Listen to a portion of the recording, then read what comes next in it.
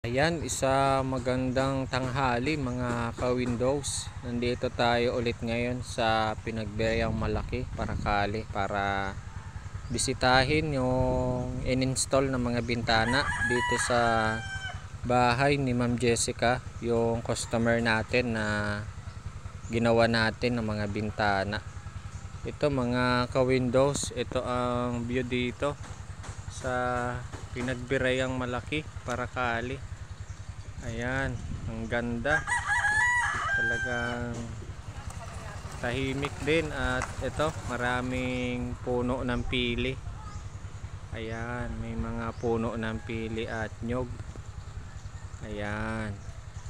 At ito mga ka-Windows, bisitahin natin itong mga ginawa namin ng mga bintana.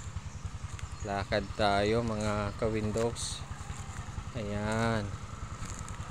Ito mga ka-Windows. At ito, tingnan natin. Ito yung sa may lababo nila mga ka-Windows. Ayan, kulay puti na bintana. Ayan, tingnan natin mga ka-Windows. Ayan, maganda ka-Windows, talagang maganda. At mamaya isisilan pa natin ito. Ayan, tingnan naman natin mga ka-Windows yung sa CR. Ito ang sa CR nila, kulay puti rin, lahat kulay puti. Ayan mga ka-Windows. At ito yung sa sala nila. Ayan, talagang maganda din. Ayan, smooth ang pagkakagawa. Ayan. At ito, tingnan natin sa kwarto.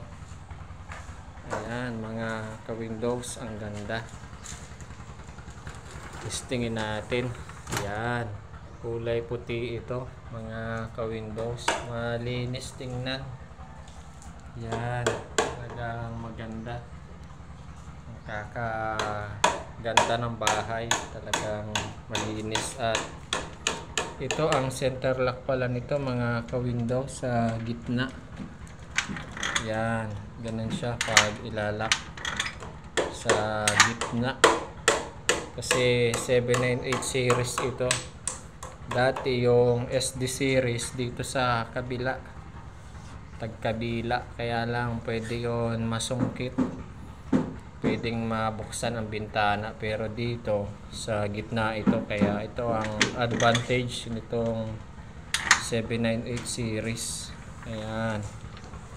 At tingnan naman natin itong isang bintana din. Ayan mga ka-Windows, ang ganda. Talagang bagay na bagay dito. Ayan. At ito, gagawa pa sila tatay ng balkonahin. At sa mga susunod na araw, magpapagawa din sila dito ng bintana. Ayan, nagtatrabaho pa sila. Ayan, binisita natin ito mga ka-Windows kasi kailangan maayos ang pagkakagawa ng bintana para walang problema. Yan mga ka-Windows, ang ganda. At sa mga gusto magpagawa ng ganitong bintana, pwede kayo mag-message sa akin. Ibigay lang ninyo ang sukat at magbibigay kami ng pre-estimate. At kapag okay sa inyo yung presyo, pwede namin gawin ito.